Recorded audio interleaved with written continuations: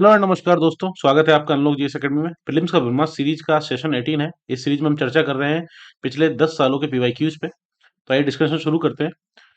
इससे पहले के क्वेश्चन 2013, 2014 और 15 के जो कुछ क्वेश्चंस थे वो हम पिछले सेशंस में कंप्लीट कर चुके हैं। तो आइए शुरू शुरू करते हैं। क्वेश्चन नंबर 51 था 2015 के पेपर का। कैबिनेट मिशन के संदर्भ में कुछ कथन दिए गए, 3 कथन दिए गए जिनके बारे में चर्चा करनी है। क्या है? पहला है, इसने एक संघीय सरकार के लिए सिफारिश की। It recommend A federal government. ठीक है। दूसरा है, इसने भारतीय न्यायालयों की शक्तियों का विस्तार किया। It enlarge the power of Indian courts. और थर्ड है, इसने आईसीएस में और अधिक भारतीयों के लिए उपबंध किया। अगर आपने कैबिनेट मिशन को ढंग से थोड़ा भी पढ़ा हो तो आपको पता होना चाहिए कैबिनेट मिशन किस लिए आया था। ये दोनों स्टेटमेंट गलत है। इसका जो सही आंसर है वो है केवल एक, ओनली वन। इसने एक संघीय सरकार के लिए सिफारिश की। इट रिकमेंड है फेडरल गवर्नमेंट। कैबिनेट मिशन की बात करें तो हम देखते हैं कि सितंबर 1945 में ब्रिटेन में सरकार चेंज होती है और लेबर पार्टी की सरकार बनती है क्लीमेंट एटली के नेतृत्व में। क्लीमेंट एटली के नेतृत्व में ये पीएम बनते हैं और लेबर गवर्नमेंट बनती है, लेबर पार्टी की सरकार बनती है। और इन्हीं के द्वारा, क्लीमेंट एटली के द्वारा इनिशिएट किया जाता है कैबिनेट मिशन के लिए। कैबिनेट मिशन जो कि भारत भेजा जाता है मार्च 1946 में। और इस मिशन में 3 लोग थे, लॉर्ड पैथिक लॉरेंस, एलेक्जेंडर और सर स्टेफर्ड क्रिप्स। एवी अलेक्जेंडर, लॉर्ड पैथिक लॉरेंस जो कि कौन थे? सेक्रेटरी ऑफ स्टेट थे इंडिया के, secretary of state of India. और जो एवी अलेक्जेंडर थे ये फर्स्ट लॉर्ड ऑफ एडमिरल्टी थे। स्टेफोर्ड क्रिप्स थे, ये थे प्रेसिडेंट बोर्ड ऑफ ट्रेड के, बोर्ड ऑफ ट्रेड के प्रेसिडेंट थे। तो ये 3 लोग थे कैबिनेट मिशन में। और इनके द्वारा फाइनली मई 16 1946 को कैबिनेट मिशन प्लान दिया जाता है। इस प्लान में बात की जाती है भारत को आज़ादी देने की और ट्रांसफर ऑफ पावर करने की। तो इन्होंने जो रिकमेंडेशन दी थी वो रिकमेंडेशन इस तरह की थी कि फेडरल सिस्टम होगा और 3 स्तरीय, 3 टायर सिस्टम बनेगा। और ये 3 टायर सिस्टम क्या होगा? इसमें एक तरफ होंगे प्रोविंस, एक होगा प्रोविंस ग्रुपिंग्स, कुछ प्रोविंसों को मिलकर एक समूह बनाया जाएगा, और एक सेंट्रल गवर्नमेंट। तो इस तरह से 3 टायर सिस्टम इन्होंने दिया था। और प्रोविंस ग्रुपिंग की जो बात की गई थी, इसमें 3 ग्रुप की बात की गई थी, ग्रुप ए, ग्रुप बी और ग्रुप सी। ग्रुप ए में कौन से आएंगे? जो मेनली हिंदू मेजोरिटी वाले प्रोविंस थे, यूपी, बिहार, महाराष्ट्र वगैरह। उसके अलावा ग्रुप बी में थे नॉर्थ वेस्टर्न रीजन जो कि है पंजाब, सिंध, बलूचिस्तान वाला रीजन। और ग्रुप सी में थे North East, West Bengal, Assam, ये वाला रीजन। और कैबिनेट मिशन ने पार्टीशन को खारिज कर दिया था। यूनियन ऑफ इंडिया की बात की थी इन्होंने, यूनियन ऑफ इंडिया होगा और फेडरल सिस्टम होगा। एट द सेम टाइम इन्होंने कॉन्स्टिट्यूशन असेंबली की बात की थी, कॉन्स्टिट्यूशन असेंबली बनाई जाएगी। और सेंटर की पावर को इन्होंने काफी कम कर दिया था। इनके प्लान में सेंटर की पावर काफी कम थी, काफी वीक सेंटर की बात की गई थी, और प्रोविंसेस की पावर ज्यादा बढ़ा दी गई थी। और एक कारण तो ये था जिसकी वजह से कांग्रेस के लिए इसको रिजेक्ट किया। मुस्लिम लीग ने इसको पहले अप्रूव कर दिया था, लेकिन बाद में कांग्रेस के द्वारा रिजेक्ट कर दिया गया और मुस्लिम लीग के द्वारा भी रिजेक्ट कर दिया गया। शिमला कॉन्फ्रेंस भी हुई लेकिन वो भी फाइनली फेल हुई। तो इस वजह से कैबिनेट मिशन जो था ये आया था, संघीय सरकार की सिफारिश की थी, बिल्कुल एक सही है। ये दोनों स्टेटमेंट गलत है। ये है कैबिनेट मिशन के जो तीनों व्यक्ति थे। ये है मिस्टर एलेक्जेंडर, एवी अलेक्जेंडर, ये है लॉर्ड पैथिक लॉरेंस, और ये है सर स्टेफोर्ड क्रिप्स। ये है मोहम्मद अली जिन्ना, इनके साथ ही फोटो थी कैबिनेट मिशन प्लान की टाइम। नेक्स्ट क्वेश्चन है क्वेश्चन नंबर 52। निम्नलिखित नेशनल पार्कों में से किस एक की जलवायु उष्ण कटिबंधीय से उपोष्ण, शीतोष्ण और आर्कटिक तक परिवर्तित होती है? Which one of the following national park has a climate, जिसमें ऐसा कौन सा नेशनल पार्क है जिसमें ट्रॉपिकल क्लाइमेट भी मिलेगा, सब ट्रॉपिकल भी मिलेगा, टेम्परेट भी मिलेगा, आर्कटिक भी मिलेगा? 4 नेशनल पार्क दिए गए हैं। कंचनजंगा, तो अगर हम इंडिया की लोकेशन देखें,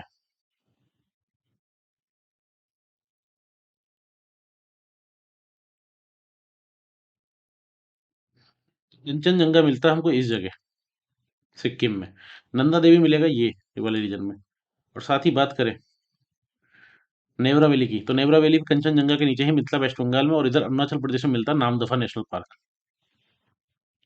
इसका जो सही आंसर है वो है D, Namdapha national park. Namdapha national park में ये चारों जलवायु हमको मिलती है। लोकेशन देखिए अगर हम नामदफा नेशनल पार्क की, तो ये नामदफा नेशनल पार्क है, यहाँ पर अरुणाचल प्रदेश म्यांमार की बॉर्डर पे नामदफा नेशनल पार्क।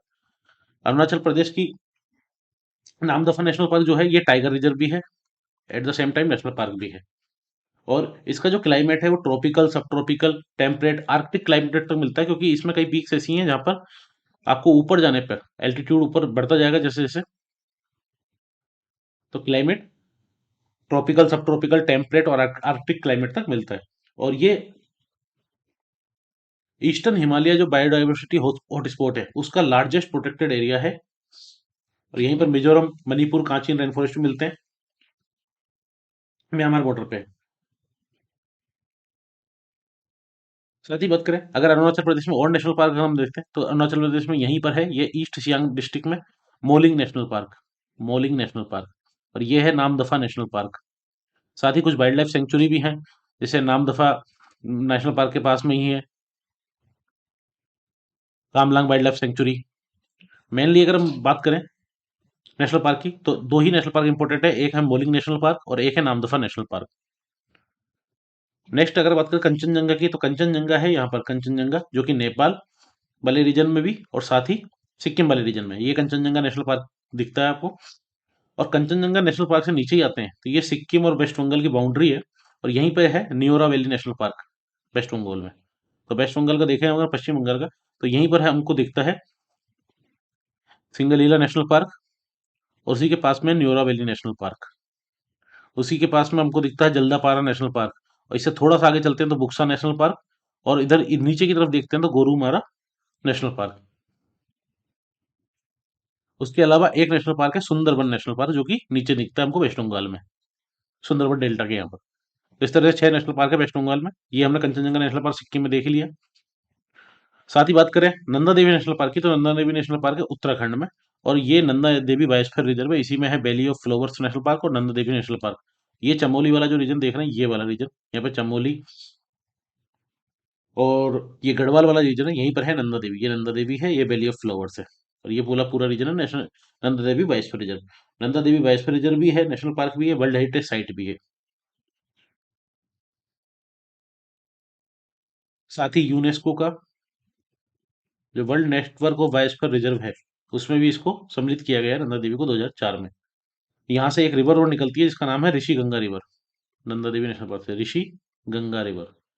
और जो ऋषि गंगा रिवर है ये किसकी सहायक नदी है, धौली गंगा की, धौली गंगा रिवर की। और ये धौली गंगा रिवर है ये किसकी सहायक नदी है, अलकनंदा की, और अलकनंदा फाइनली क्या बनती है, गंगा। न्योरा वैली हमने देख लिया, न्योरा वैली नेशनल पार्क, ये है न्योरा वैली नेशनल पार्क, जो कि फेमस किसके लिए है, जो रेड पांडा होता है, रेड पांडा के लिए फेमस है। और रेड पांडा का आईयूसीएन कैटेगरी स्टेटस क्या है, इंडेंजर्ड। नेक्स्ट क्वेश्चन है क्वेश्चन नंबर 53, बहुत ही इजी क्वेश्चन पूछा था। और इस तरह के जो इजी क्वेश्चन हैं ये आपको कभी भी गलत नहीं करने, क्योंकि ये यूपीएससी की तरफ से एक तरह का गिफ्ट होता है आपके लिए। अगर इस तरह के क्वेश्चन आप गलत करते हो तो ये बहुत बड़ा रिग्रेट बनता है। एक टिपिकल क्वेश्चन जिसको हम लॉजिकली सही करना चाहें तो हो सकता है वो गलत हो, सही हो, बहुत सारी प्रोबेबिलिटी है। लेकिन इस तरह के इजी क्वेश्चंस जो कि यूपीएससी सिर्फ इसलिए देता है कि आप किसी ना किसी तरीके से कट ऑफ के आसपास पहुंचे, तो इन क्वेश्चनों को गलत करने का कोई मतलब नहीं है, क्योंकि एट द सेम टाइम बहुत सारे ऐसे लोग हैं जो इन क्वेश्चन को सही कर रहे हैं। तो अगर आप सिली मिस्टेक्स करते हैं उस 2 घंटे में किसी भी कारण से, कॉन्फिडेंस कम हो जाता है, कूलनेस कम हो जाती है, या आप थोड़े से फ्रस्ट्रेटेड हो जाते हैं, तो इस तरह के क्वेश्चन कभी भी गलत नहीं करने। क्वेश्चन पूछा गया था एमनेस्टी इंटरनेशनल क्या है, हजारों बार हम सुनते हैं एमनेस्टी इंटरनेशनल के बारे में, और ये क्या है, विश्वव्यापी मानव अधिकार आंदोलन, एक global human rights movement. Options 3-4 दिए गए थे कि ये एजेंसी है रिफ्यूजीज के लिए, गरीब लोगों के लिए, नॉन गवर्नमेंटल वॉलंटरी ऑर्गेनाइजेशन है, या इंटर गवर्नमेंटल एजेंसी है, मेडिकल इमरजेंसी में बार रेवेज रीजन में।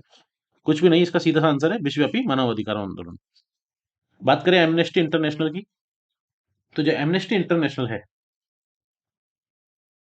ये इंटरनेशनल नॉन गवर्नमेंट ऑर्गेनाइजेशन है, और इसका पूरा फोकस किस चीज पे रहता है, ह्यूमन राइट्स पे। हेडक्वार्टर कहाँ है इनका, हेडक्वार्टर है इनका यूके, ब्रिटेन में। और इनकी एमनेस्टी इंटरनेशनल की स्थापना हुई थी 1961 में, 1961 में। किसके द्वारा, पीटर वेनेंसम, पीटर वेनेंसम के द्वारा इनकी स्थापना हुई थी। और 1977 में एमनेस्टी इंटरनेशनल को नोबेल मिला था, peace prize, Nobel peace prize, इनके कामों के लिए। साथ ही बात करें ये क्यों पूछा गया था क्वेश्चन, कि काफी कारणों से एमनेस्टी इंटरनेशनल न्यूज में था। उस समय जो बराक ओबामा है यूएसए के एक्स प्रेसिडेंट, उनकी विजिट होनी थी इंडिया में। उस वजह से भी पूछा गया था कि speak about Bhopal disaster when in India, Amnesty urge Obama, Amnesty International criticise Modi government right record, India must intervene in Maldives, ये एमनेस्टी इंटरनेशनल। तो एमनेस्टी इंटरनेशनल कंटिन्यू न्यूज में था अप्रैल 15 में, फरवरी 15 में, जनवरी 15 में। तो इसलिए क्वेश्चन पूछा गया था और बहुत ईजी क्वेश्चन पूछा गया था। साथ ही बात करें, एमनेस्टी इंटरनेशनल काम करता है ह्यूमन राइट्स के लिए, लेकिन ये मेनली काम करता है 1948 में जो universal declaration of human rights आई थी, मानव अधिकारों की सार्वभौमिक घोषणा, जो कि यूएन की तरफ से प्रकाशित हो गई की गई थी, जिसमें सारे फ्रीडम और राइट्स की बात की गई थी, ऑल ह्यूमंस की, और इसको बोला जाता है रेजोल्यूशन नंबर 277, सॉरी 217। और ये ड्राफ्ट किसने किया था, universal declaration of human right, ये ड्राफ्ट किया था इन महाशय ने। इन महाशय का नाम है एलेनोर रूजवेल्ट, और ये universal declaration of human right इन्हीं के द्वारा ड्राफ्ट किया गया था, एलेनोर रूजवेल्ट के द्वारा। और ये universal declaration of human rights जो है यूडीएचआर, इसके साथ ही दो कोवेनेंट और हैं। एक है international covenant on civil and protection rights and its protocol, ICCPR, जो कि आया था 1966 में। और 1966 में ही आया था international covenant on economic social and cultural rights, जो कि सामाजिक, सांस्कृतिक और जो आर्थिक अधिकार है उनके लिए आया था अंतर्राष्ट्रीय कोवेनेंट। एक आया था पॉलिटिकल राइट्स के लिए, सिविल राइट्स के लिए, नागरिक और राजनीतिक अधिकारों के लिए, और ये दोनों आए थे 1966 में। तो universal declaration of human rights अलग है एक, इसके अलावा ये दो कोवेनेंट अलग है, और इन तीनों को मिला के बोला जाता है international bill of human rights, IBHR. Next question है क्वेश्चन नंबर 54। इसमें पूछा गया भारत के कला और पुरातात्विक इतिहास के संदर्भ में निम्नलिखित में से किसी एक का सबसे पहले निर्माण किया गया था। इनमें से सबसे मतलब मेनली टाइमलाइन पूछी गई है, और इस तरह की टाइमलाइन यूपीएससी दे देता है। लेकिन अगर आप इनमें से एक दो को भी जानते हैं तो आराम से ऑड वन आउट करना या इजीली एलिमिनेट करना इजी हो जाता है। टाइमलाइन की अगर हम बात करें तो इसका जो सही आंसर है वो है actually B, rock cut elephant Dhauli. क्यों है देख लेते हैं। चार ऑप्शन दिए थे, भुवनेश्वर स्थित लिंगराज मंदिर, धौली शैलकर आदि, महाबलीपुरम और उदयगिरी स्थित बराह मूर्ति। क्योंकि धौली की अगर हम बात करें तो धौली का जो टाइम मिलता है, धौली स्थित जो रॉक कट एलिफेंट मिलता है उड़ीसा में, इसका जो टाइम है ये है लगभग 3rd सेंचुरी बीसी के आसपास, 3rd सेंचुरी बीसी, ईसा पूर्व। और महाबलीपुरम का जो टाइम मिलता है वो है एक्चुअली 7th या 8th सेंचुरी एडी। इसी तरह उदयगिरी की अगर बात करें तो उदयगिरी में जो वराह मूर्ति मिलती है इसका जो टाइम मिलता है वो है 5th सेंचुरी एडी। और भुवनेश्वर लिंगराज मंदिर की बात करें तो ये 11th सेंचुरी का है, 11th सेंचुरी एडी। तो इसलिए इसका सही आंसर है वो है धौली। धौली की बात करें तो धौली उड़ीसा में स्थित है, और धौली में हमको इस तरह से ये रॉक कट एलिफेंट मिलता है, एक एलिफेंट की मूर्ति मिलती है रॉक कट। और यहाँ पर अशोक के द्वारा उत्कीर्ण कुछ लेख भी मिलते हैं धौली में ही, उड़ीसा में। ये रॉक कट एलिफेंट है, ये अशोका के समय का है, अशोक, मौर्यन आर्ट है। और धौली जो है इसलिए फेमस है कि धौली जो हिल्स हैं, धौली एक विलेज है उड़ीसा में, धौली जो हिल्स हैं, यहीं पर कलिंग वॉर हुई थी। कलिंग का जो युद्ध हुआ था वो कलिंग वॉर यहीं पर हुई थी, धौली हिल्स में, ऐसा माना जाता है। और यहीं पर धौला यहीं पर रिवर दाया है एक, दाया रिवर, जिसके पास में ये बसा हुआ है धौलागिरी, रिवर दाया। साथ ही बात करें, ये लिंगराज टेम्पल है, ये लिंगराज टेम्पल भी उड़ीसा में, और ये कहाँ स्थित है, भुवनेश्वर में, भुवनेश्वर। ये बना था 11th सेंचुरी एडी में। और मेनली है ये शिव भगवान का ये मंदिर है। और किसके द्वारा बनाया गया था, ये याति फर्स्ट के द्वारा। और ये कौन थे, ये थे सोमवंशी डायनेस्टी के, सोमवंशी डायनेस्टी के किंग। और कलिंग स्टाइल आर्किटेक्चर है ये वाला। ये मोरन आर्ट मिलती है हमको धौलागिरी में, लेकिन रिंगराज टेम्पल है ये है कलिंग आर्किटेक्चर का। लोकेशन अगर हम देखें तो ये उड़ीसा की लोकेशन है। उड़ीसा में आप ये देखें, ये चिल्का लेक है, और चिल्का लेक के पास में ही है पुरी। पुरी से थोड़ा सा ऊपर जाते हैं तो यहीं पर मिलता है हमको भुवनेश्वर, और इसी के बीच में है, ये देखिए आप, ये पुरी है, चिल्का लेक, चिल्का लेक के पास में पुरी। पुरी से थोड़ा सा ऊपर जाते हैं यहीं पर है धौली, और धौली से ऊपर है भुवनेश्वर। भुवनेश्वर में लिंगराज टेम्पल, धौली में धौलीगिरी, और पुरी में जगन्नाथपुरी का मंदिर। तो इस तरह से आप लोकेशन भी थोड़ा ध्यान रखिए। साथ ही बात करें किसकी, मामल्लपुरम या महाबलीपुरम की, तो महाबलीपुरम मिलता है हमको ये तमिलनाडु की राजधानी चेन्नई। चेन्नई के नीचे है कांचीपुरम, कांचीपुरम जो जिला है इसी में मिलता है हमको मामल्लपुरम या महाबलीपुरम, जो कि रॉक कट आर्किटेक्चर, ये रॉक कट टेम्पल महाबलीपुरम को मिलते हैं। जिनका टाइमिंग जनरली आता है 7th 8th सेंचुरी, और ये पल्लव कालीन है, नरसिम्हा के द्वारा बनवाए गए। इस तरह से लोकेशन जैसे देखिए, चेन्नई, चेन्नई के बाद में है मामल्लपुरम, मामल्लपुरम, इसके बाद है पौंडीचेरी, और पौंडीचेरी के बाद में हमको मिलता है यहाँ पर नागपट्टिनम, कराईकाल, इसी तरह से रामेश्वरम, और ये लास्ट में कन्याकुमारी। नेक्स्ट है बराह मूर्ति, जो बराह मूर्ति उदयगिरी में मिलती है, उदयगिरी केव्स में। तो ये बराह मूर्ति उदयगिरी केव में इस तरह मिलती है, जिसमें भूदेवी को बराह, जो विष्णु अवतार माना जाता है बराह को, उनके द्वारा भूदेवी को, जो कि गोडेस अर्थ है, भूदेवी गोडेस अर्थ, इनको उठाया हुआ है, और ये है 5th सेंचुरी एडी की। ये उदयगिरी केव्स की अगर हम बात करें तो इनकी लोकेशन है यहाँ पर, ये है उदयगिरी केव्स, विदिशा एमपी में, और यहीं पर इसके नीचे है सांची, यहाँ पर है भोपाल, ये आप भी देख सकते हैं भीमबेटका है, तो भीमबेटका सांची का स्तूप, उदयगिरी केव्स, इसके नीचे देखे सतपुरा नेशनल पार्क, इसके नीचे देखे पेंच नेशनल पार्क, यहाँ पर आगे चलते हैं तो कान्हा नेशनल पार्क, ये है अमरकंटक प्लेटू, जो अमरकंटक है जहाँ से नर्मदा निकलती है। इसके ऊपर है बांधवगढ़ नेशनल पार्क, बांधवगढ़ के ऊपर है पन्ना नेशनल पार्क, पन्ना के ऊपर है खजुराहो। इधर देखें तो हम, ये कूनो पालपुर सेंचुरी है, और ये है माधव नेशनल पार्क। कूनो पालपुर क्यों फेमस है ये आपको पता ही होगा। नेक्स्ट क्वेश्चन है क्वेश्चन नंबर 55।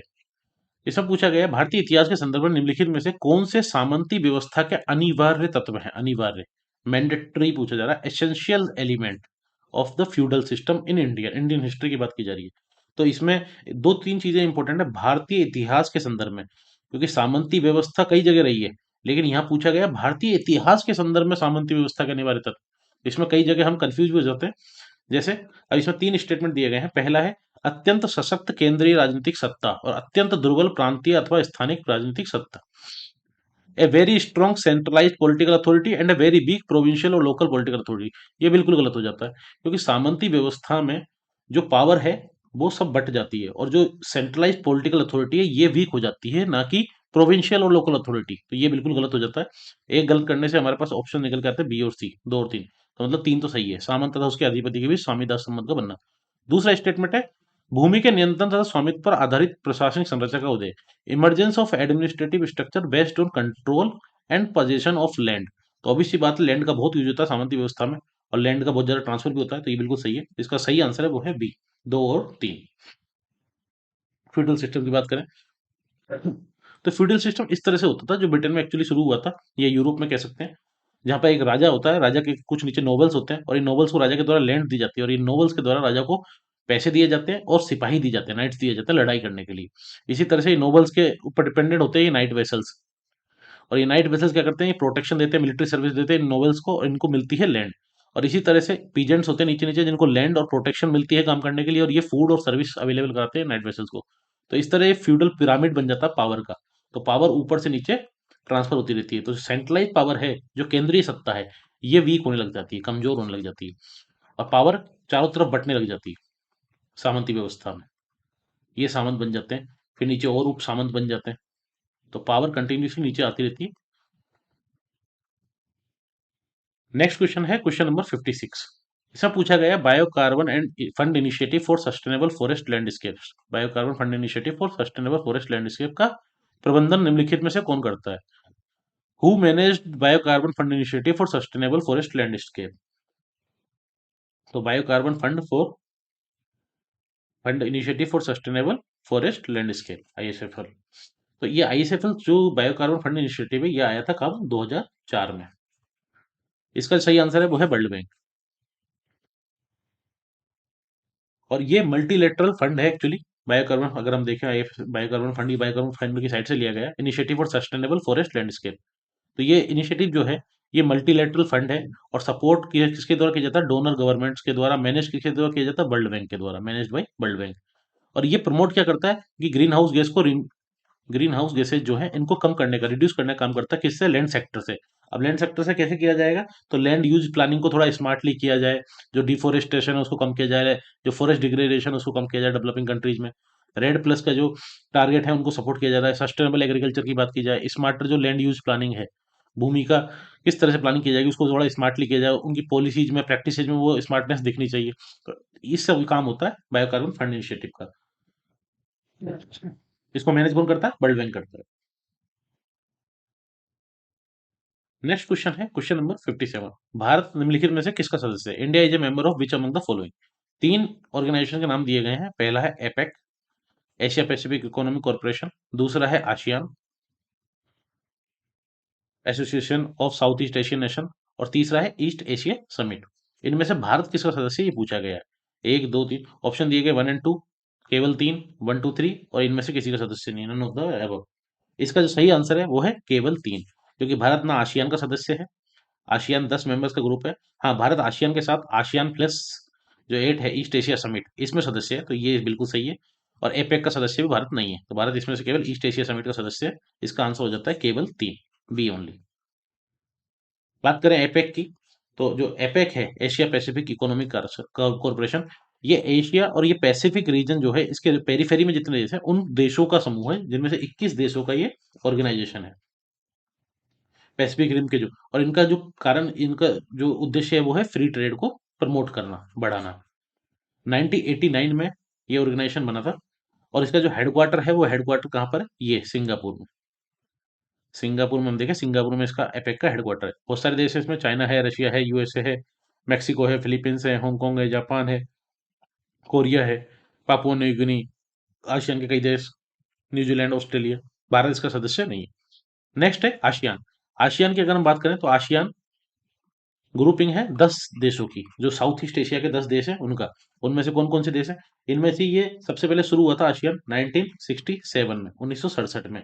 और 1967 में बैंकॉक डिक्लेरेशन, थाईलैंड की राजधानी है बैंकॉक, यहाँ पर एक डिक्लेरेशन साइन हुई थी, बैंकॉक, बैंकॉक डिक्लेरेशन 1967 में, जिसके आधार पे आसियान की स्थापना हुई। और 5 देश थे जिन्होंने शुरू में शुरू किया था। वो 5 देश कौन कौन से थे? इंडोनेशिया, थाईलैंड, मलेशिया, मलेशिया, उसके बाद हैं फिलीपींस और सिंगापुर। इन 5 देशों के द्वारा ये शुरुआत किया गया था, बाकी देश बाद में जुड़े। और आसियान प्लस जो 6 कंट्री हैं, आसियान प्लस 6, और ये आसियान की स्थापना मेनली कम्युनिज्म बढ़ रहा था उस समय, तो जो साम्यवाद था उसको रोकने के लिए, क्योंकि चीन में साम्यवादी क्रांति हो चुकी थी, कई देशों में, तो इस वजह से ये कंटिन्यूसली आसियान की स्थापना किया गया। और एक कारण था ट्रेड बढ़ाना, फ्री ट्रेड को बढ़ाना। आसियान प्लस 6 की अगर बात करें तो जो ईस्ट एशिया समिट है, ईस्ट एशिया समिट, ये ईस्ट एशिया समिट एक्चुअली क्या है, रीजनल फोरम है जो कि हर साल होल्ड किया जाता है। और इसमें इनिशियली थी 6 कंट्री। कौन कौन सी 6 कंट्री? आसियान के 10 देश और प्लस 6 कंट्री। इनमें से एक चाइना, इंडिया 2 कंट्री ये होगी, जापान, साउथ कोरिया 2 कंट्री ये होगी, और ऑस्ट्रेलिया, न्यूजीलैंड 2 कंट्री होगी। तो ये आसियान प्लस 6 बना, जो कि ईस्ट एशिया समिट बना। लेकिन फाइनली बाद में इसमें रशिया और यूएसए भी जुड़ गए, तो ये हो गया आसियान प्लस 8, जिसमें अब 18 कंट्री हो चुके हैं। और ईस्ट एशिया समिट ये, अभी जो लेटेस्ट ईस्ट एशिया समिट हुआ वो 17th ईस्ट एशिया समिट हुआ, और ये कब हुआ था? 2022 में। कहां पर? कंबोडिया में।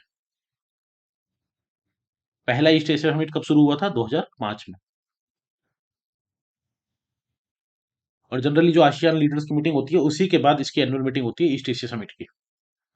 पूछा क्यों गया था क्वेश्चन, लुक ईस्ट पॉलिसी जी थी, उसको टर्न कर दिया गया था प्रधान मिनिस्टर मोदी के द्वारा, एक्ट ईस्ट पॉलिसी नाम कर दिया गया था नई सरकार के द्वारा। India act east policy, balancing China in the region, think tank. तो ये जुलाई 15, नवंबर 14 कंटिन्यूसली न्यूज में था, इस वजह से क्वेश्चन पूछा गया था। नेक्स्ट है क्वेश्चन नंबर 58।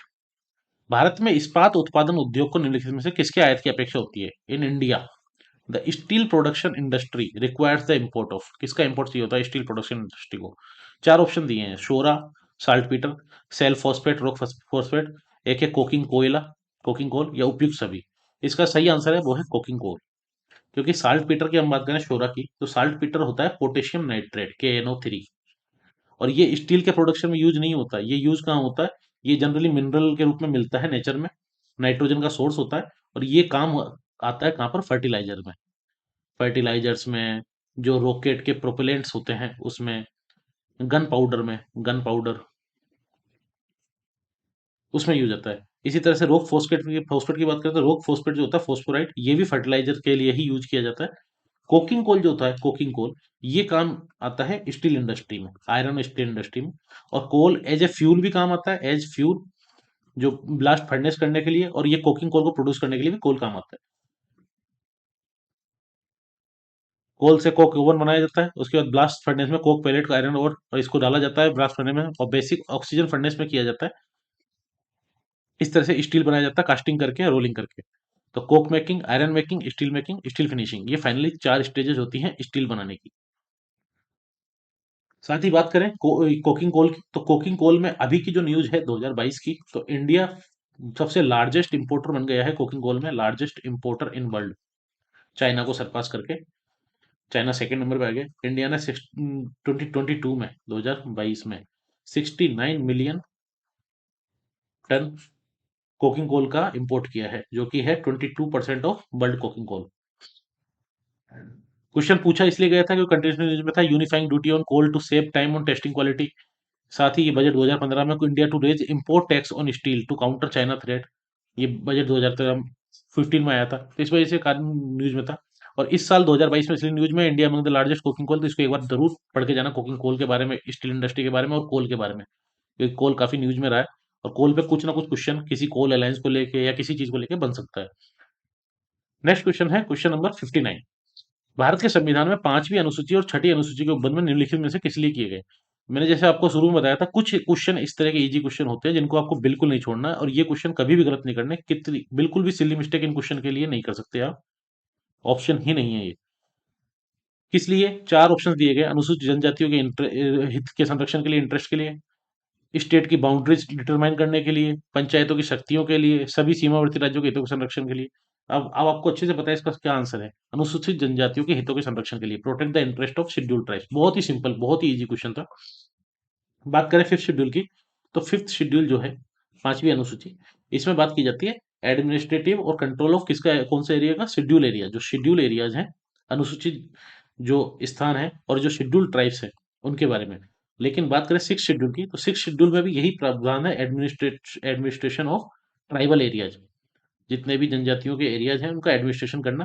लेकिन ये केवल 4 राज्यों पे ही लागू होती है सिक्स शेड्यूल, AMTM। कौन कौन से 4 राज्य हैं, Assam, Meghalaya, Tripura, Mizoram, AMTM। Next question है क्वेश्चन नंबर 60। संघ की सरकार, यूनियन गवर्नमेंट के संदर्भ में निम्नलिखित कथनों पर विचार कीजिए। With reference to union government consider the following statement. पहला क्या है, राजस्व विभाग संसद में प्रस्तुत किए जाने वाले केंद्रीय बजट को तैयार करने के लिए उत्तरदायी है। Department of revenue is responsible for the preparation of union budget that is presented to Parliament. Second है, no amount can be withdrawn from consolidated fund of India without the authorisation from the Parliament, कि Parliament की इजाजत के बिना जो संचित निधि है भारत की, consolidated fund of India, CFI, इससे कोई भी धन निकाला नहीं जा सकता। थर्ड है, जो लोक लेखा होते हैं पब्लिक अकाउंट, तो इनमें से जितना भी डिस्बर्समेंट होगा उसके लिए भी ऑथराइजेशन चाहिए होगा, किसका, पार्लियामेंट का, कि संसद की इजाजत चाहिए होगी। 3 स्टेटमेंट दिए गए। अब देखिए पहला स्टेटमेंट गलत है, क्योंकि डिपार्टमेंट ऑफ रेवेन्यू का काम नहीं है, यह है डिपार्टमेंट ऑफ इकोनॉमिक अफेयर्स का काम, जो कि बजट बनाने का है। दूसरा स्टेटमेंट बिल्कुल सही है, कंसोलिडेटेड फंड ऑफ इंडिया से कोई भी पैसा बिना पार्लियामेंट की, संसद की अनुमति के नहीं निकाला जा सकता। तीसरा स्टेटमेंट गलत है, पब्लिक अकाउंट के लिए ऐसी कोई बाध्यता नहीं है। तो इसका जो सही आंसर है वो है केवल 2, ओनली 2।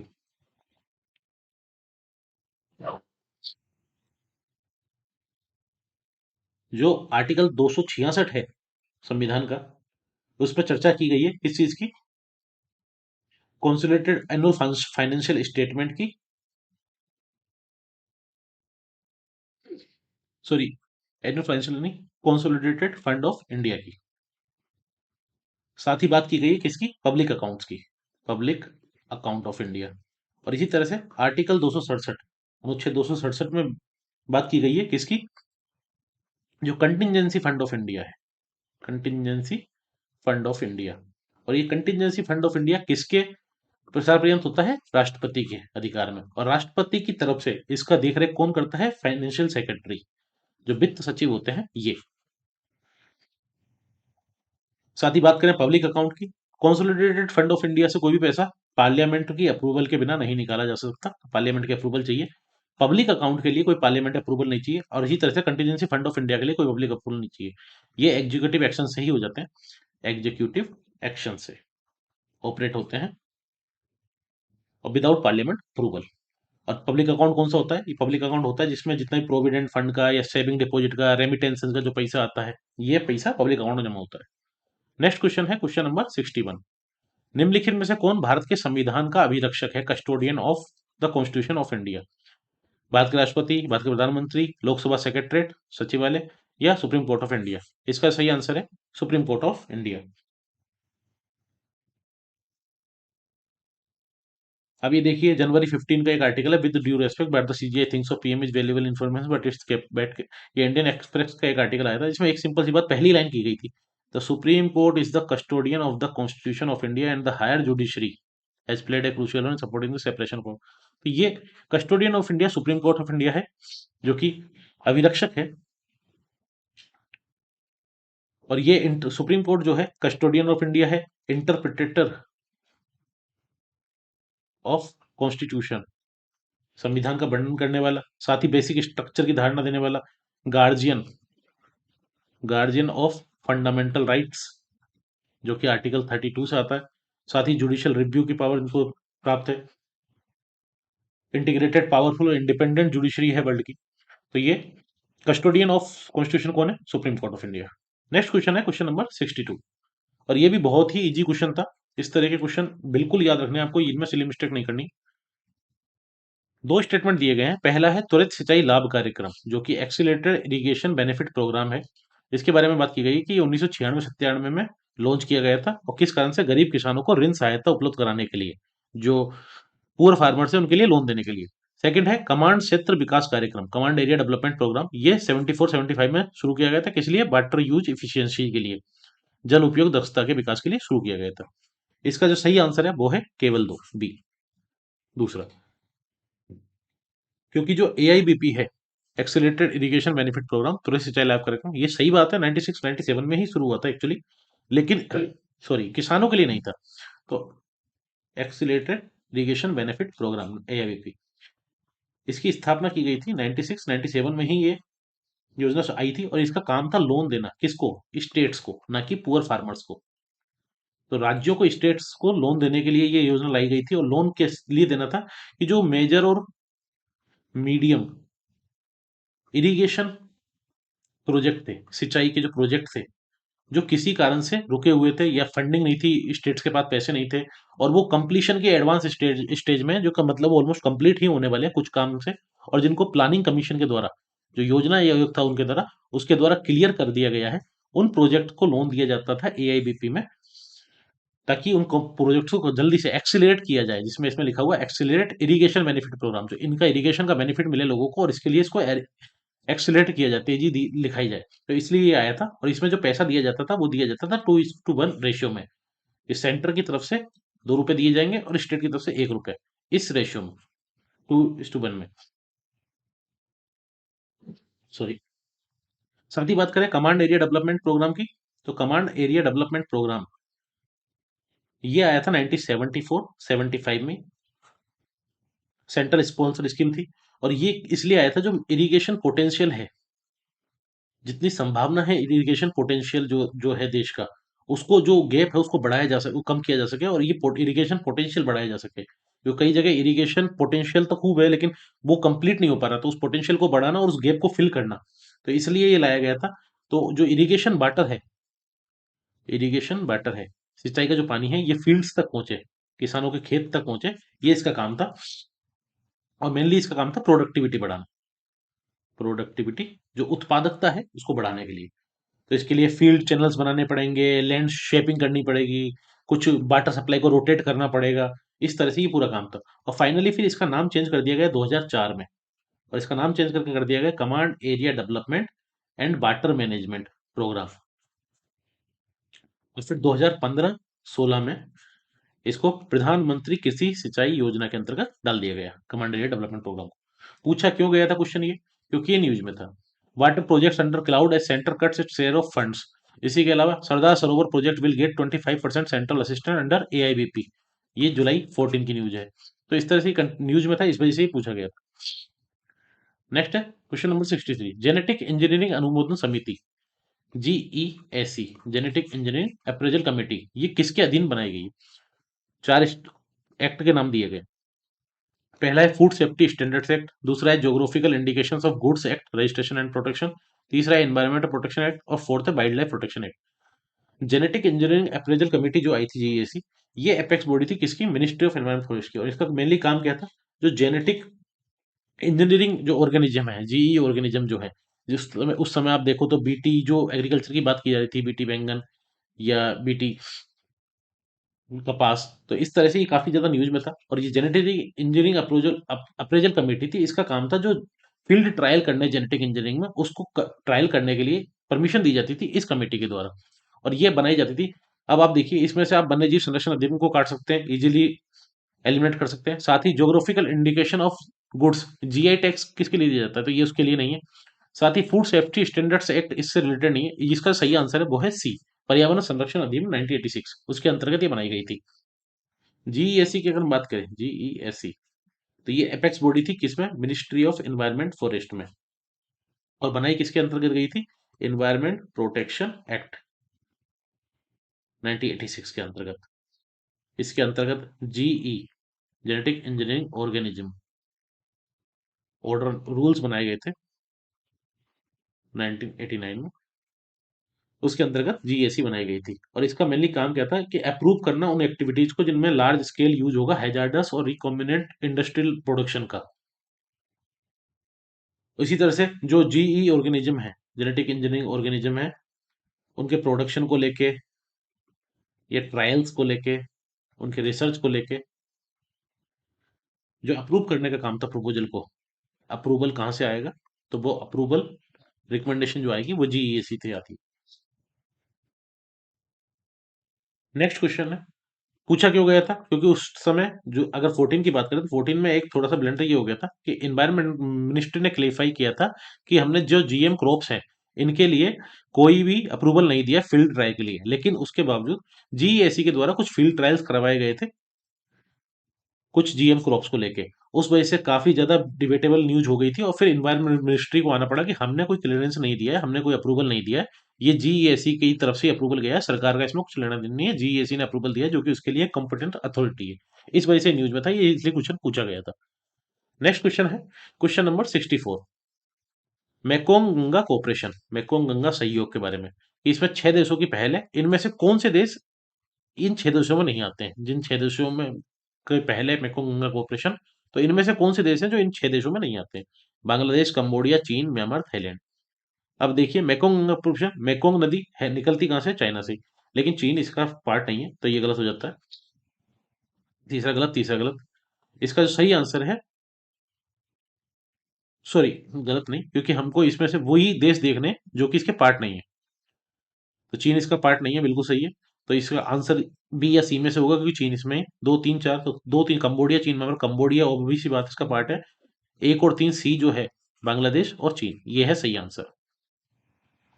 बात करें मेकोंग रिवर की, तो मेकोंग रिवर ये चाइना से आती है और ये म्यांमार के पास से ये म्यांमार के पास से थाईलैंड की बाउंड्री, म्यांमार की बाउंड्री से होते हुए ये पहुंचती है लाओस में, और लाओस के बाद ये कंबोडिया से होते हुए, वियतनाम से होते हुए, और ये साउथ चाइना सी में इधर की तरफ गिर जाती है।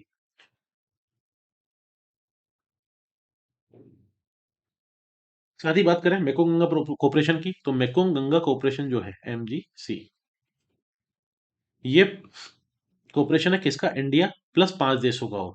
तो 5 देश कौन कौन से हैं, वो 5 देश हैं म्यांमार, थाईलैंड, ये लाओस, वियतनाम और कंबोडिया। ये 5 देश, ये तो चाइना वाला रीजन है, ये इंडिया आ जाता है यहाँ पर, इंडिया। तो इंडिया और 5 देशों का ये समूह है मेकोंग गंगा कोऑपरेशन, और ये लॉन्च हुआ था लाओस की जो सिटी है बियंतीन, बियंतियन, लाओस, यहाँ पर ये लॉन्च हुआ था सन 2000 में। और इसका मेनली काम है कि कोऑर्डिनेशन बढ़ाना, जो एक्ट ईस्ट पॉलिसी थी इंडिया की, उसी के तहत इसमें कोऑर्डिनेशन बढ़ाना, साउथ ईस्ट एशिया के जो देश हैं उनके साथ इंडिया का कोऑपरेशन बढ़ाना, कॉन्टेक्ट बढ़ाना। और इसमें 4 कोऑपरेशन एरियाज की बात की गई थी, हम 4 एरियाज में कोऑपरेशन करेंगे। और 4 एरिया कौन कौन से थे, एक था टूरिज्म, सबसे पहला, दूसरा था एजुकेशन,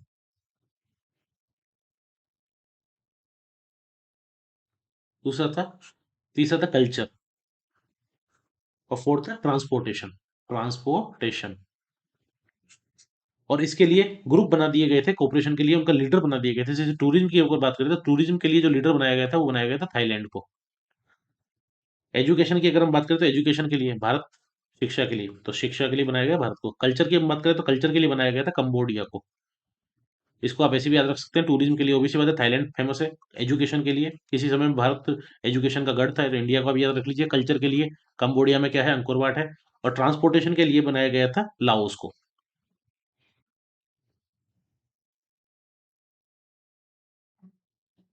नेक्स्ट क्वेश्चन है क्वेश्चन नंबर 65। इसमें पूछा गया है, समाचारों में प्राय आने वाला बेसल थ्री समझौता या सरल शब्दों में बेसल थ्री किससे रिलेटेड है? बहुत ही इजी क्वेश्चन पूछा गया था, ये भी कोई खास ज्यादा मुश्किल क्वेश्चन नहीं था। हाँ, क्वेश्चन थोड़ा बड़ा था, इसको लेके लग सकता है कि लेंदी क्वेश्चन है या गलत क्वेश्चन है, या फिर थोड़ा टिपिकल क्वेश्चन है। बहुत इजी क्वेश्चन था, बेसल थ्री काफी ज्यादा न्यूज में था। जिसने भी एग्जाम दिया था सबको पता है बेसल थ्री किससे रिलेटेड था। और इसमें केवल ये पूछा गया है किससे रिलेटेड है। बेसल थ्री के बारे में कुछ और डिटेलिंग में पूछा जा सकता था, लेकिन यूपीएससी उतना डिटेलिंग में उतरता नहीं है। यूपीएससी एक सिंपल सी बात पूछता है। इसका सीधा सीधा आंसर है बी, बैंकिंग क्षेत्रों के वित्तीय और आर्थिक दबावों को सामना करने के सामर्थ्य को उन्नत करने और जोखिम प्रबंधन को उन्नत करने का प्रयास करता है। Improve banking sector ability to deal with financial and economic stress and improve risk management. बाकी तो इसमें options conversation, conservation, sustainable use, biological diversity भी दिया हुआ है, ग्रीन हाउस गैस भी दिया हुआ है। साथ ही जो पूरर कंट्रीज है उनको टेक्नोलॉजी ट्रांसफर की बात की गई है। लेकिन ये सब कंफ्यूज करने के लिए इसका सही आंसर है बैंकिंग, और बैंकिंग से रिलेटेड था बेसल थी, बेसल नॉर्म्स बनी गई थी। बेसल की बात करें हम तो ये बैंकिंग से रिलेटेड है, और ये है बेसल। तो बैंकिंग सुपरविजन अकॉर्ड है एक्चुअली ये, तो इसे किसके द्वारा बनाया गया है? Basal committee on banking supervision. एक कमेटी है basal committee on banking supervision, और ये कमेटी बनाई गई थी जो सेंट्रल बैंक होते हैं। जैसे हर देश में जो सेंट्रल बैंक होता है, भारत की बात करें तो भारत में आरबीआई, तो ऐसे 10 देशों के सेंट्रल बैंकों के द्वारा 1974 में ये कमेटी बनाई गई, basal committee on banking supervision, जिसका कि हेडक्वार्टर रखा गया बेसल में, स्विट्जरलैंड।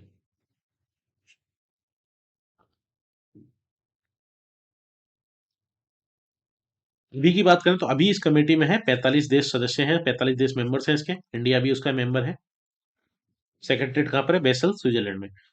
ये कमेटी जो बनाई गई थी इसका काम था बेसल नॉर्म्स बनाने का, बैंकिंग सुपरविजन अकॉर्ड बनाने का। उसी को लेके इनके द्वारा इंटरनेशनल बैंकिंग रेगुलेशन को लेके एक तरह का एग्रीमेंट बनाए गए, ताकि बैंकों की जो रिस्क है, उनकी जो फाइनेंशियल सिस्टम की रिस्क है, उस रिस्क को कम किया जा सके और उसको रोका जा सके, कंटेन किया जा सके। इसी को लेके ये अकॉर्ड बनाए गए थे।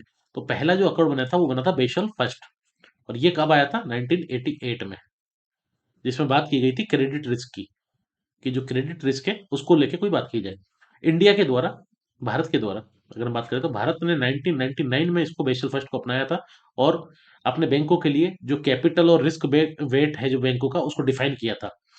इसी तरह से जो बेसल सेकंड आया था, बेसल सेकंड आया था 2000 में रिलीज हुआ था, और इसमें बात की गई थी कैपिटल एडिक्वेसी रेट की, CRAR या CAR जिसको बोलते हैं, साथ ही मार्केट डिसिप्लिन की। और जो रिस्क बेट वेटेड एसेट्स होती हैं बैंकों की, उसको 8% पे निर्धारित कर दिया था। और इसी तरह से जो बेसल थर्ड की हम बात करें, बेसल थर्ड जो नॉर्म्स आए थे, ये नॉर्म्स आए थे 2010 में। क्योंकि 2008 में आपको पता हो, 2008 में आई थी मंदी, क्राइसिस आया था, इसलिए 2010 में बेसल थर्ड नॉर्म निकाले गए, फाइनेंशियल सिस्टम को और थोड़ा सा रिजिलियंट करने के लिए, बैंकिंग सिस्टम को और थोड़ा सा दुरुस्त करने के लिए। और इसमें जो कैपिटल एडिक्वेसी रेशियो था, इसको बढ़ा के कर दिया गया था 12.9% के आसपास। साथ ही लेवरेज रेट की बात की गई थी कि लेवरेज रेट भी ज्यादा होना चाहिए, 3% के आसपास। और ये शेड्यूल किया गया था 2013 से 15 के बीच में भारत में, पर इसको एक्सटेंड करते गए और जनवरी 2023 के लिए इसको एक्सटेंड कर दिया गया था। बेसल की अगर हम लोकेशन देखें, ये पूछा क्यों गया था? Bank request clarity on tax treatment और bonds under Basel three, news में था काफी ज्यादा। 14 में, 15 में, Basel third different good for state run bank. Basel की हम बात करें तो बेसल ये है, यहाँ पर बेसल स्विट्जरलैंड, ये देख सकते हैं आप, ये है फ्रांस। स्विट्जरलैंड के पास में जर्मनी से बॉर्डर लगती है स्विट्जरलैंड की, ऑस्ट्रिया से लगती है, इधर इटली से लगती है।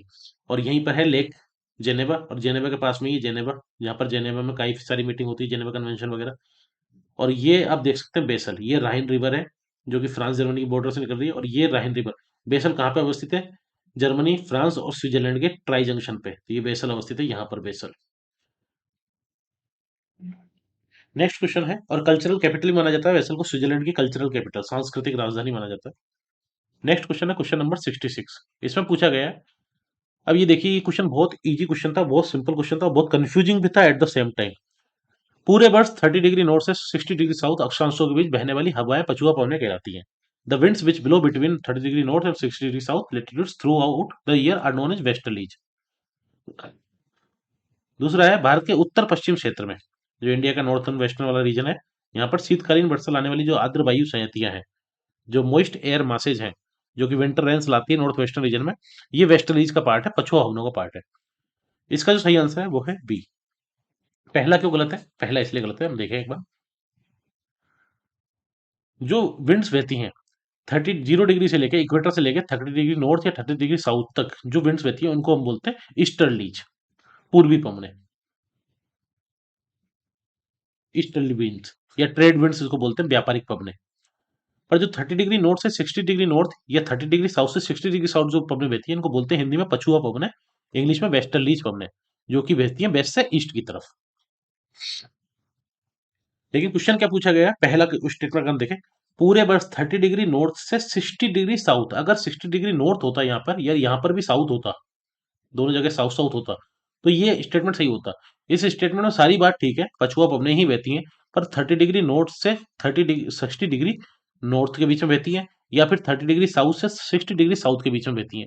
तो यहाँ पर केवल इसको चेंज किया यूपीएससी ने कंफ्यूज करने के लिए, ताकि आप कितना अटेंटिव होकर क्वेश्चन को पढ़ रहे हो। और यहीं पर अगर आप थोड़ी सी भी अटेंटिव नहीं हो तो आपको लगेगा कि 60 डिग्री नॉर्थ है, ये एएसपी माँ एन दिखाई देगा एग्जामिनेशन हॉल में, और फिर आप इसको सही करके आ जाओगे, ये गलत है। दूसरा है, भारत में जो उत्तर पश्चिमी क्षेत्र में, नॉर्थ वेस्टर्न क्षेत्र में जो विंटर रेंस आती हैं, अब वो विंटर रेंस कौन सी होती है? वो विंटर रेंस होती है वेस्टर्न डिस्टर्बेंस, जो कि मेडिटेरियन सी से उठता है। अब मेडिटेरियन सी की अगर आप लोकेशन देखें तो ये मेडिटेरियन सी की लोकेशन है, भूमध्य सागर कहाँ पर है? 30 डिग्री नॉर्थ के ऊपर। तो जो मेडिटेरियन सी से आती हैं ये कौन सी भावने आएंगी? वेस्टर्लीज, पछुआ पवने। तो बिल्कुल सही है, पछुआ पवनों का ही भाग होती है जो वेस्टर्न डिस्टर्बेंस आता है वेस्ट से ईस्ट मेडिटेरियन सी से। तो उसका आंसर है सही, वेस्टर्लीज। नेक्स्ट क्वेश्चन है क्वेश्चन नंबर 67। इसमें पूछा गया क्षेत्रीय सहयोग के लिए हिंद महासागर रिम संघ, Indian Ocean Rim Association for Regional Cooperation, IOR ARC, इसके संदर्भ में कुछ कथन दिए गए हैं। कथन क्या क्या है? पहला, इसकी स्थापना अत्यंत हाल ही में समुद्री डकैती की घटना और तेल अधिक, जब इस तरह की बात अगर लिखी जाती है कि ये it was established very recently, तो ये स्टेटमेंट बनाए जाते हैं, फॉर्म किए जाते हैं, ये स्टेटमेंट नहीं है, क्योंकि ऑब्वियस बात है ये गलत है। तो जब ऐसे स्टेटमेंट फॉर्म किए जाते हैं तो कुछ वर्ड डाले जाते हैं ताकि आप उसमें से चूज कर सकें, आप उसमें से देख सकें कि हाँ ये गलत है। और ये स्टेटमेंट पढ़ने से ही आपको लग जाएगा it was establish very recently, इसकी स्थापना अत्यंत हाल ही में हुई है। तो ऐसा कुछ नहीं है, आईओआरएसी अभी हाल ही का नहीं है, ये 1997 में बना था, 1997 में, 1997 में। और इसकी स्थापना हुई थी आईओआरए के रूप में, इंडियन ओशियन रिम एसोसिएशन के रूप में। बाद में इसका नाम आईओआर एआरसी कर दिया गया। इसमें कितने मेंबर हैं? 23, 23 देश इसके सदस्य हैं। और इसका जो काम है, कई गवर्नमेंट, बिजनेस, एकेडमिया के रिप्रेजेंटेटिव इसमें होते हैं, और इसका मेनली काम कोऑपरेशन बढ़ाना, ये इंडियन ओशियन रीजन में जो भी देश है उनके बीच में। तो इसका जो सही आंसर है वो है ना तो एक ना ही दो। यह एक ऐसी मैत्री जो केवल समुद्री सुरक्षा हेतु है। It is an alliance meant for maritime security only. तो दोनों गलत है एक्चुअली, ना तो एक ना ही दो। बात करें ये क्वेश्चन पूछा क्यों गया था, तो क्वेश्चन पूछने के पीछे कारण था। एक बार पहले हम इसके देश देख लें, तो ये इंडियन ओशियन के आसपास के जो देश हैं, ये आईओआर, सॉरी फ्रांस भी है और ऑस्ट्रेलिया भी, तो ये आईओआर एआरसी के सदस्य देश हैं, जो कि 23 देश हैं। 23 स्थापना कब हुई? 1997 में, 1997 में। और ये गवर्नमेंट, बिजनेस, एकेडमी, तीनों रिप्रेजेंटेटिव इसमें होते हैं। क्वेश्चन पूछा गया था क्योंकि इंडियन ओशियन डायलॉग हुआ था। अब इंडियन ओशियन डायलॉग क्या है? ये एक फ्लैगशिप इनिशिएटिव है, किसका? आईओआरए का, इंडियन ओशियन रिम एसोसिएशन का। ठीक है, और कब शुरू किया गया? 13 काउंसिल ऑफ मिनिस्टर्स मीटिंग में, जो कि नवंबर 2013 में हुई थी ऑस्ट्रेलिया में, तब से ये शुरू किया गया। तो बात की गई थी कि इसको हम शुरू करेंगे इंडियन ओशन डायलॉग को। तो ये बात होगी नवंबर 13 में जो मीटिंग हुई। उसके बाद नेक्स्ट मीटिंग होती है इंडिया में, तो 2014 में, 2014 में इंडिया में केरला में पहला इंडियन ओशियन डायलॉग, जो कि आईओआरए का फ्लैगशिप इनिशिएटिव था, ये रखा गया था केरला में। तो इस वजह से ये 2014 में इंडियन ओशियन रिम एसोसिएशन के लिए क्वेश्चन 2015 में पूछा गया, क्योंकि 2014 में ये पर्टिकुलर इवेंट हुआ था। नेक्स्ट क्वेश्चन है क्वेश्चन नंबर 68। निम्नलिखित में से किस आंदोलन के कारण भारतीय राष्ट्रीय कांग्रेस का विभाजन हुआ? कौन सा ऐसा आंदोलन था इन चारों आंदोलन में से? स्वदेशी आंदोलन 1905, भारत छोड़ो आंदोलन, असहयोग आंदोलन, सविनय अवज्ञा आंदोलन। तो कौन सा एक आंदोलन था जिसके कारण राष्ट्रीय कांग्रेस का विभाजन हुआ और परिणाम स्वरूप नरम दल और गरम दल बने? मॉडरेट और एक्सट्रीमिस्ट के बीच में जो स्प्लिट हुआ था वो कौन से सेशन में हुआ था, किस आंदोलन के कारण हुआ था? इसका जो सही आंसर है वो है स्वदेशी आंदोलन। क्योंकि आपको पता होगा 1905 में, 1905 में यहाँ पर हुआ था बंगाल का विभाजन, बंगाल पार्टीशन। और बंगाल का जब पार्टीशन हुआ, बंगाल का पार्टीशन करने का कारण ये थी कि ये पंजाब और जो बंगाल वाला रीजन था, बंगाल, यहाँ पर काफी ज्यादा उग्रवादी गतियां बढ़ रही थी, जो कि फ्रीडम फाइटर्स थे, जो कि नरम गरम दल से आते थे, उनके द्वारा काफी ज्यादा सक्रिय थे वो इस रीजन में, और इसी वजह से बंगाल का पार्टीशन किया गया ताकि अलग कर दिया जाए, और मुस्लिम डोमिनेटेड एरियाज को अलग कर दिया गया, हिंदू डोमिनेटेड एरियाज को अलग कर दिया गया। लेकिन बात करें साथ ही, जब बंगाल का पार्टीशन हो जाता है 1905 में, उसके बाद इस विभाजन के खिलाफ काफी ज्यादा मूवमेंट चलता है, और यहीं पे मूवमेंट चलता है, स्वदेशी मूवमेंट शुरू होता है, स्वदेशी आंदोलन। और इस स्वदेशी आंदोलन में बात की जाती है कि हम बॉयकॉट करेंगे सरकारी डिग्रियों का, सरकारी स्कूलों का, सरकारी कॉलेजों का, सरकारी नौकरियों का। साथ ही पिकेटिंग करेंगे, पिकेटिंग बोला जाता है धरना प्रदर्शन दुकानों के बाहर जो किया जाता है, जो सरकारी जो विदेशी सामान है उसको खरीद नहीं करेंगे। साथ ही बात की गई सेल्फ रिलायंस की, बात की गई सेल्फ डिटर्मिनेशन की। और इसी समय तिलक के द्वारा, लोकमान्य बाल गंगाधर तिलक के द्वारा बहिष्कार योग शुरू किया गया, बहिष्कार योगा। साथ ही तिलक के द्वारा शिवाजी और जो गणपति फेस्टिवल थे महाराष्ट्र में, ताकि जो मैसेज है वो मासेज तक पहुंचे, मैसेज टू मासेज, जो उनका मैसेज था आजादी का वो पूरी जनता तक पहुंचे, इसलिए फेस्टिवल शुरू किया गया तिलक के द्वारा। इसी समय आप ये देखें, स्वदेशी आंदोलन के लिए नेशनल कॉलेज बोला बंगाल का, नेशनल कॉलेज ऑफ बंगाल, जिसके अरविंदो घोष, अरविंदो घोष इसके पहले प्रिंसिपल बने। उसी समय 1906 में नेशनल एजुकेशन काउंसिल की स्थापना की गई। तो इस समय काफी सारे काम हो रहे थे इस चीज को लेके। और इसी के बाद 1907 में सूरत का समिट होता है, लेकिन उससे पहले आप देखें तो 1885 में जब कांग्रेस की स्थापना हुई थी, उससे लेके 1906 तक कांग्रेस पे दबदबा था मॉडरेट्स का, जिनको हम बोल सकते हैं नरम दल। और जब 1906 में, 1905 में बंगाल का विभाजन हो गया, इस सब काम के बाद वो मॉडरेट्स की तरफ से कोई ज्यादा रिएक्शन नहीं आया, तो इस चीज को लेके जो गरम दल के नेता थे वो ज्यादा उत्तेजित थे। और इस चीज को लेके जो कलकत्ता सेशन हुआ 1906 में, कलकत्ता में एक सेशन हुआ, कलकत्ता सेशन। और इस कलकत्ता सेशन में बहुत सारी खटापट हुई दोनों दलों के बीच में, और इसमें ये डिसाइड किया गया नेक्स्ट सेशन के लिए कि 1907 का सेशन कहाँ होना है। लेकिन जो 1907 का सेशन होना है, जो कि पहले नागपुर में होना था, 1907, ये सेशन नागपुर में होना था, लेकिन नागपुर में इसलिए इसको एंड टाइम पे गोपाल कृष्ण गोखले के द्वारा, गोखले जी के द्वारा, ये 1907 का सेशन जो कि नागपुर में होना था, इस सेशन को नागपुर से बदल के कहाँ कर दिया गया, सूरत। और सूरत करने के पीछे कारण था क्योंकि सूरत में ये जो तिलक थे, तिलक का होम स्टेट था, और होम स्टेट होने के कारण तिलक यहाँ पे प्रेसिडेंट नहीं बन पाएंगे, क्योंकि सबको, जितने भी मॉडरेट्स थे, इनको लगता था कि तिलक की इतनी लोकप्रियता बढ़ चुकी थी उस समय, और तिलक जो जितने भी गरम दल के नेता उनमें सबसे ऊपर चल रहे थे, तो इसलिए ऐसा माना जा रहा था कि तिलक प्रेसिडेंट बन सकते हैं 1907 के नागपुर अधिवेशन के। और नागपुर तिलक का खुद का कर्मस्थली थी, लेकिन तिलक का जन्म हुआ था सूरत में, जो कि सूरत बॉम्बे प्रेसिडेंसी के अंतर्गत आता था उस समय, और इसीलिए गोखले के द्वारा एन समय पे 1907 के अधिवेशन को नागपुर से बदल के सूरत में किया गया। और जो तिलक के समर्थक थे उन्हीं के द्वारा यह आरोप लगाया गया कि कई मॉडरेट लीडर ने गोखले को अपनी आवाज में रखने दी, बोलने में नहीं दिया। तो इस चीज को लेके काफी ज्यादा दोनों में विभेद हो चुके थे 1906 के सेशन में ही। और जब फाइनली 1907 में सूरत का अधिवेशन हुआ, तो मतलब बहुत अच्छी खासी लड़ाई, इवन पुलिस आई थी, स्प्लिट, मतलब जो आप आज के समय में देखते हैं वो चेयर्स चल रही हैं, शूज फेंक रहे हैं एक दूसरे के ऊपर, वो कंटिन्यू चला था। और बकायदा इवन पुलिस को आना पड़ा था ये मीटिंग को स्टॉप करने के लिए। और इसी समय स्वदेशी आंदोलन पे जो रेजोल्यूशन था उसको लेके ही अपोज किया गया दोनों के द्वारा, और फाइनली स्प्लिट हो जाता है, विभाजन हो जाता है दोनों में, मॉडरेट्स और एक्सट्रीमिस्ट में। तो इसका सही आंसर था स्वदेशी आंदोलन। नेक्स्ट क्वेश्चन है क्वेश्चन नंबर 69। भारत के एक विशेष क्षेत्र में स्थानीय लोग जीवित वृक्षों की जड़ों का अनुवर्धन कर इन्हें जलधारा के आर पार सुदृढ़ पुलों में रूपांतरित कर देते हैं। जैसे जैसे समय गुजरता है ये पुल और अधिक मजबूत होते जाते हैं। ये अनोखे जीवित जड़ पुल कहाँ पाए जाते हैं? In a particular region in India, the local people train the roots of living trees into robust bridges. As the time passes, these bridges become stronger. These unique living root bridge are found in. Living root bridge के भी लिए answer question पूछा गया था। चार option Meghalaya, Himachal Pradesh, Jharkhand, Tamil Nadu.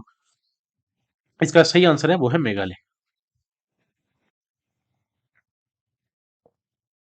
Living root bridge की अगर बात की जाए तो लिविंग रूट जो ब्रिज है ये कहाँ पाए जाते हैं? ये पाए जाते हैं मेघालय में, और मेघालय के भी साउदर्न पार्ट में।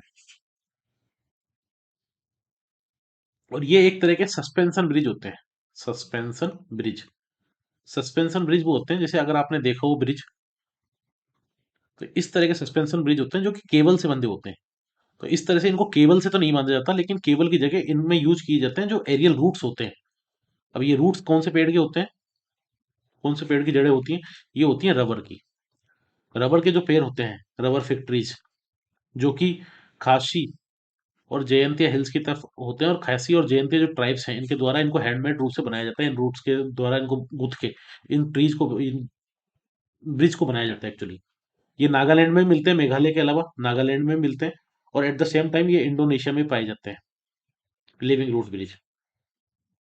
और कई सालों तक इनकी लाइफ होती है, 100, 200, 300 साल। और इनका जो शुरू का रिकॉर्ड मिलता है लिविंग रूट ब्रिज का, वो मिलता है हेनरी यूल का 1844 का। सबसे पहला जो रिटर्न एविडेंस मिलता है रूट ब्रिज के बारे में। क्वेश्चन पूछा इसलिए गया था, न्यूज में कंटिन्यू होते हैं। Meghalaya root bridge in UNESCO tentative list of world heritage site. Cherrapunji Meghalaya bridge over quiet waters. तो कहीं ना कहीं न्यूज में रहते ही हैं, ऐसा तो है नहीं। और इसी वजह से कोई भी चीज जो कहीं ना कहीं न्यूज में एग्जामिनर को दिखती है, कहीं ना कहीं वो उस चीज को लेकर क्वेश्चन बना सकता है। थोड़ा सा अटेंटिव होकर आपको न्यूज़पेपर पढ़ना पड़ेगा अगर आप इस एग्जाम को लेकर थोड़ा सा भी सीरियस है, क्योंकि यूपीएससी बहुत ज्यादा अंदर नहीं जाता। यूपीएससी ने अब इस क्वेश्चन में कुछ नहीं पूछा, सिंपल सा पूछा कि कहाँ पाए जाते हैं, मेघालय में। और ये मेघालय में पाए जाते हैं, ये आप केवल इस हेडिंग को देख के ही समझ सकते हैं। इसके लिए आपको पूरा आर्टिकल पढ़ने की भी जरूरत नहीं है, और क्वेश्चन यहीं से सोल्व हो जाता है। तो इसलिए अटेंटिव होकर एक बार न्यूज़पेपर को थोड़ा थोरोली आपको देखना जरूरी है। क्वेश्चन नंबर 70 है, महासागरों और समुद्रों में जो ज्वार भाटे आते हैं, टाइड्स आते हैं, ये किसके कारण होते हैं? तीन ऑप्शन दिए गए हैं, सूर्य का गुरुत्वीय बल, चंद्रमा का गुरुत्वीय बल, पृथ्वी का केंद्रीय बल। Gravitational force of the sun, gravitational force of the moon, और centrifugal force of the earth. इसका जो सही आंसर है वो है 1, 2, 3, तीनों। इन तीनों का ही यूज होता है। कैसे? टाइड जो आते हैं, टाइड क्या होते हैं actually? Periodic rise and fall होते हैं। Periodic rise and fall of sea level. जो सी लेवल है इसमें लगातार पीरियोडिक रूप से कंटिन्यूअसली ये उतरता है, चढ़ता है, उतरता चढ़ता है, इस वजह से ये इनको टाइड बोला जाता है। अब ये इसके कई कारण होते हैं। सबसे बड़ा जो कारण होता है वो होता है मून का ग्रेविटेशनल पुल। जो चंद्रमा की गुरुत्वीय शक्ति होती है वो सबसे ज्यादा होती है, और उसके अलावा जो सन का ग्रेविटेशनल पुल है ये भी काम करता है। एट द सेम टाइम जो अर्थ का ग्रेविटेशनल पुल है, और साथ ही सेंट्रीफ्यूगल फोर्स जो है, ग्रेविटेशनल पुल के साथ सेंट्रीफ्यूगल फोर्स अब केंद्रीय बल है, ये भी काम करता है। तो इसलिए तीनों ही काम करते हैं। और ये टाइड जो होते हैं इनकी फ्रीक्वेंसी, इनकी डायरेक्शन, इनकी मूवमेंट ये प्लेस टू प्लेस अलग अलग होती है। पूरे पृथ्वी पे अलग अलग होगा, कहीं पे ज्यादा आएगा, कहीं पे कम आएगा। और ये तीन तरह के होते हैं, डायरनल, सेमी डायरनल और मिक्स टाइड। दो तरह के टाइड की और बात करें, नीप टाइड और स्प्रिंग टाइड।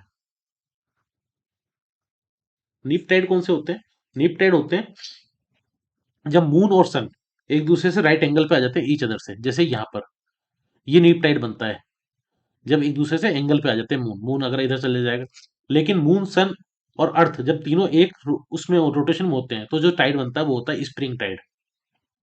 और इसकी हाइट काफी ज्यादा होती है,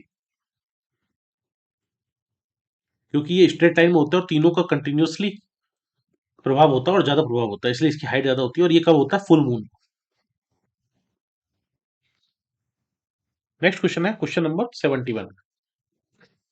निम्नलिखित में से किन कार्यकलापों में भारतीय दूर संवेदन आईआरएस उपग्रहों का प्रयोग किया जाता है?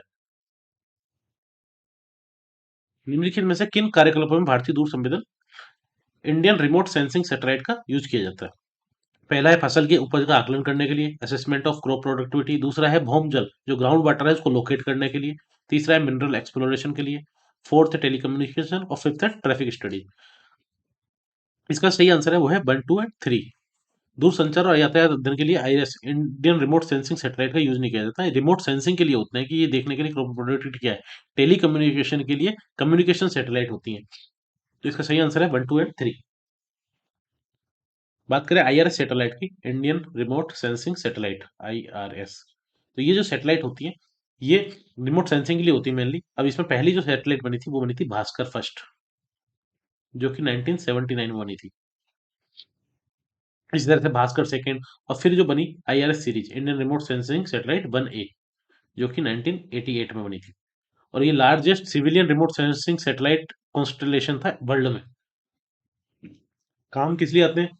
तो जो प्री हार्वेस्ट, हार्वेस्ट से पहले क्रॉप एरिया है,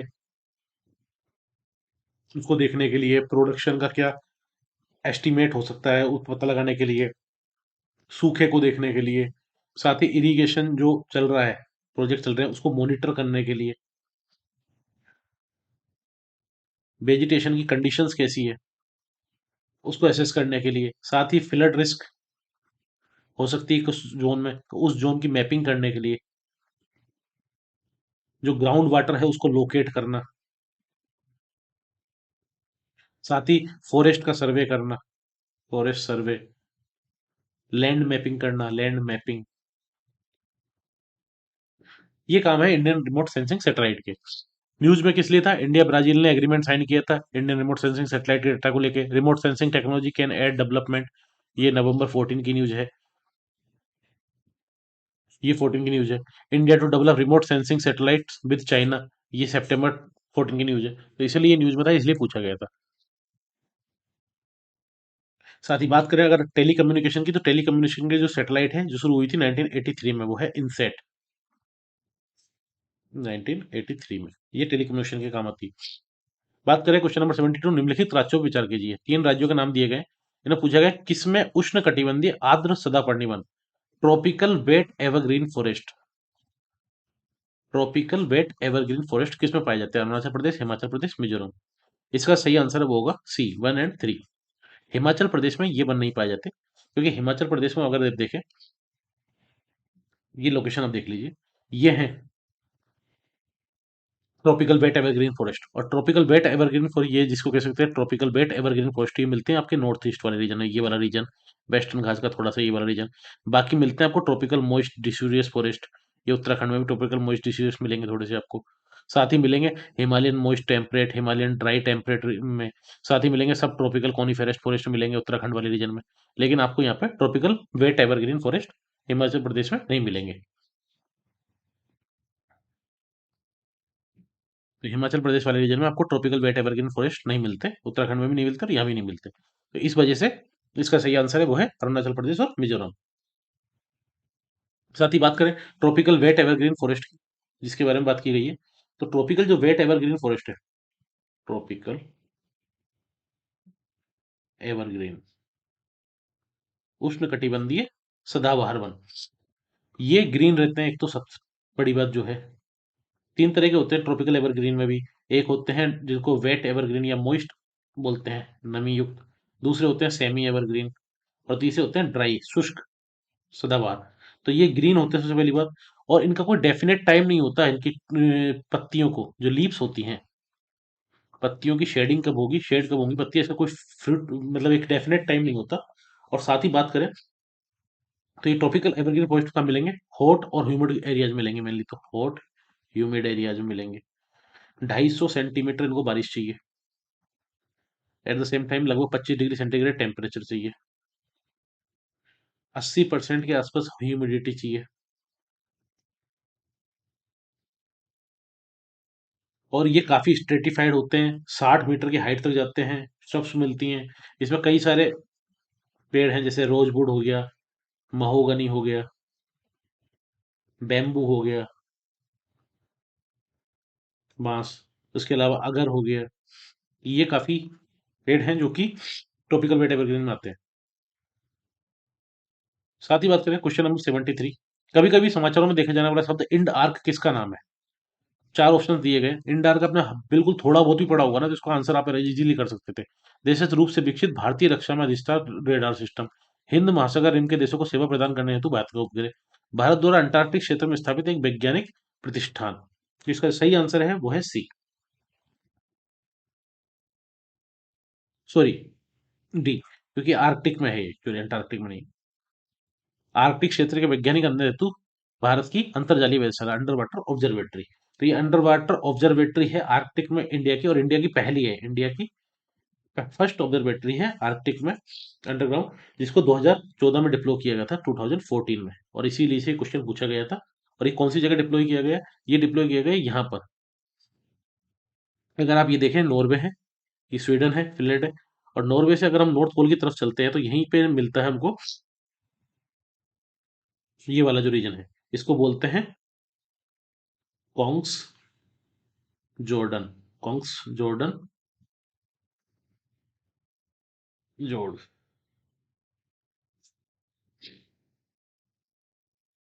और यहीं पे स्वालबार्ड है, स्वालबार्ड आइलैंड पे ही है global seed volt. Global seed volt किसके लिए है ये आप बताइए, हमने इस पे डिस्कशन भी किया था पहले। और यहाँ पर जो बनाया गया इंड आर्क को डिप्लॉय किया गया है, जो कि अंडर वाटर ऑब्जर्वेटरी है आर्कटिक में, इंडिया का पहला। India Arctic observatory to aid climate change studies, सितंबर 14। साथ ही ये रहा पीआईबी की भी न्यूज थी, इंडिया डिप्लॉय इट्स फर्स्ट सब surface ocean mood observatory in the Arctic, August 14। Next question है क्वेश्चन नंबर 74।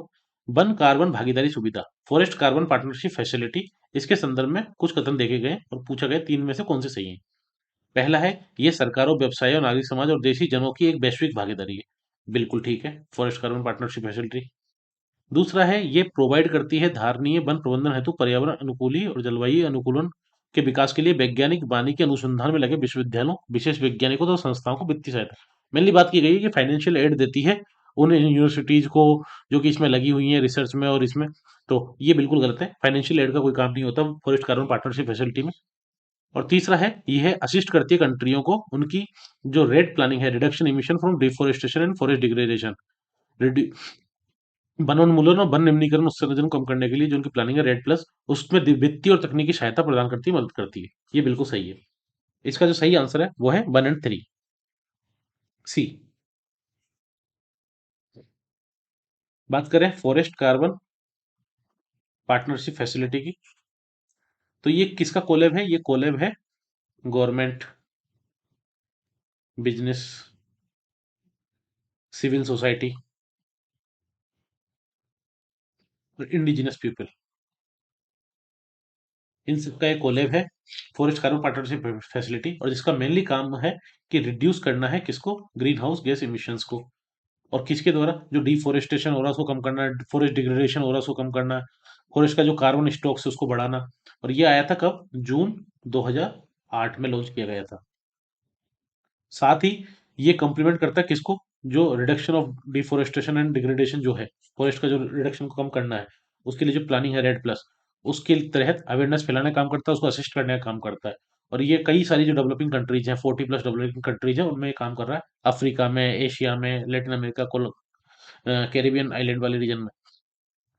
नेक्स्ट क्वेश्चन है क्वेश्चन नंबर 75। हाल ही में निम्नलिखित में से किस एक भाषा को शास्त्रीय भाषा, क्लासिकल लैंग्वेज का दर्जा दिया गया? अब देखिए, इससे मिलता जुलता ही क्वेश्चन लास्ट ईयर पूछा गया था 2014 वाले पेपर में, जो कि हमने डिस्कस भी किया था 2014। ये सब पूछा गया था, consider the following language, Gujarati, Kannada, Telugu, इनमें से कौन सी क्लासिक लैंग्वेज है गवर्नमेंट ने डिक्लेयर की है? तो आपको पता है गुजराती नहीं है, तो गुजराती को आप काटो, आंसर आ जाता है सी, 2 एंड 3।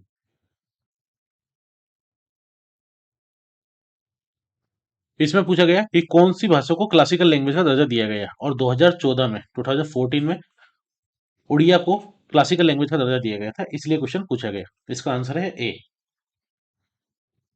कितनी क्लासिकल लैंग्वेज है भारत में? Odia gets classical language status Feb 2014, इसलिए क्वेश्चन पूछा गया।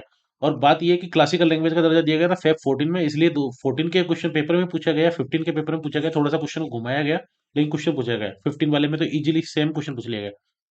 6 लैंग्वेज हैं जिनको क्लासिकल लैंग्वेज का दर्जा प्राप्त है। तमिल को मिला था सबसे पहले 2004 में, संस्कृत को मिला 2005 में, कन्नड़ को मिला 2008 में, तेलुगु को मिला 2008 में, मलयालम को मिला 2013 में, उड़िया को मिला 2014 में। तो इस तरह से 2015 के पेपर के हमारे 75 क्वेश्चन कंप्लीट हो गए। लास्ट एक और वीडियो में हम ये बाकी के 25 क्वेश्चन कंप्लीट करवाएंगे कल आपको। तब तक के लिए तैयारी करते रहिए, बहुत कम टाइम बचा है, बिल्कुल जोश के साथ लगे रहिए अपनी तैयारी में, और थोड़ा सा लॉजिकल होके पीवाईक्यूज को देखिए, सी सेट को बिल्कुल भी मिस मत कीजिए, उसको बिल्कुल भी नेग्लेक्ट मत कीजिए। और रिवीजन, सबसे इंपॉर्टेंट चीज है रिवीजन, रिवीजन, रिवीजन, बार बार रिवीजन कीजिए चीजों को, नई चीज को कम पढ़िए और जो पहले की जो चीज आपने पढ़ रखी है उसको बार बार रिवाइज कीजिए और at the same time PYQs को देखते रहिए, प्रीवियस ईयर क्वेश्चंस को देखते रहिए, पेपर्स को सामने रखिए टेबल पे, ताकि आप यूपीएससी के माइंडसेट को समझ सकें कि यूपीएससी एक्चुअली आपसे पूछना क्या चाह रहा है, किस तरह की यूपीएससी की डिमांड है। अगर आप डिमांड ही नहीं जानते तो सप्लाई क्या करोगे। तो इसलिए यूपीएससी की डिमांड समझने के लिए क्या क्वेश्चन की डिमांड है, यूपीएससी आपसे क्या एक्सपेक्ट करता है, तो पीवाईक्यूज को देखते रहिए और रिवीजन करते रहिए। चलिए मिलते हैं नेक्स्ट वीडियो में, तब तक के लिए बहुत बहुत धन्यवाद। वीडियो को लाइक कर देना, चैनल को सब्सक्राइब कर देना, जो कि आपको पता ही है। Thank you.